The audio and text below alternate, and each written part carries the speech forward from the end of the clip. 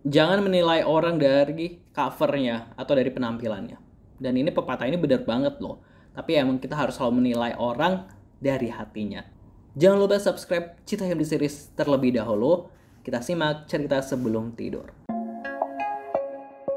Nah, pepatah itu sering kita dengar ya, kalau kita tuh nggak boleh menilai orang apapun dari luarnya terlebih dahulu. Atau janganlah langsung memberikan statement, judgement terhadap penampilan seseorang. Tapi ya wajar sih kadang kita untuk tahu lebih dalam kan kita harus mengenal lebih jauh untuk tahu dia sebenarnya baik atau enggak dan lain sebagainya. Emang kita harus melihat kebaikannya misalnya kayak gitu, karena kita kalau awal-awal pasti akan menilai seseorang itu dari covernya dulu. Tapi ketika kita menilai orang dari covernya bukan berarti 100% itu menjadi penilaian mutlak kita terhadap orang lain. Benar nggak sih?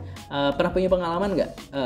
Gue punya pengalaman tapi banyak sih soal jangan menilai orang ini dari cover ya. Tapi ini salah satu pengalaman aja. Jadi waktu itu gue pesan ojek online.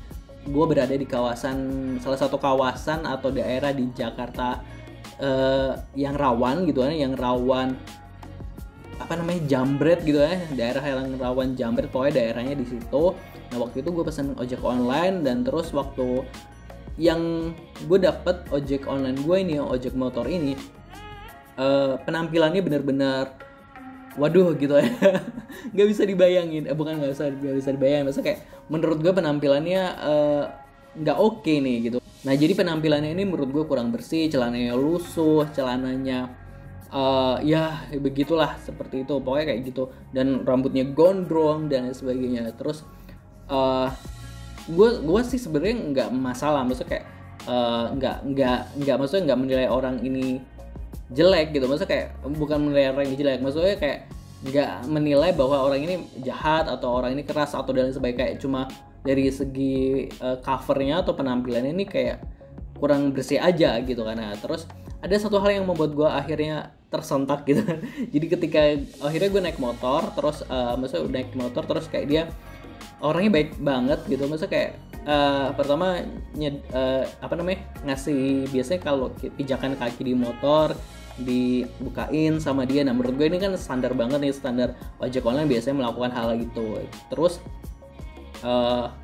setelah itu ya biasa, terus dia nanya udah siap belum gitu kan, saya berangkat gitu, dia bilang udah. Nah terus pas kita lagi jalan dikit gitu kan, jalan dikit, nah tiba-tiba dia ngomong ke cewek yang juga naik motor di sebelah gitu, bilang mbak, tasnya jangan taruh di belakang, taruh di depan, hati-hati gitu. Jadi si bapak ini mengingatkan pengendara wanita gitu kan untuk lebih berhati-hati karena kawasan ini adalah kawasan yang rawan gitu. Kayak gitu gue kayak wow gitu, ternyata masih ada orang yang peduli gitu loh, peduli dengan lingkungan sekitarnya, dengan keadaan, saling mengingatkan. Dan ini kan di Jakarta, orang mungkin akan mikirnya cuek-cuek aja gitu dengan apapun yang akan terjadi dengan orang lain, tapi ternyata bapak ini peduli loh dengan orang yang mungkin juga nggak dikenal ya. Dan ini adalah salah satu pengalaman gue, ya kita emang nggak bisa menilai sepenuhnya orang itu dari covernya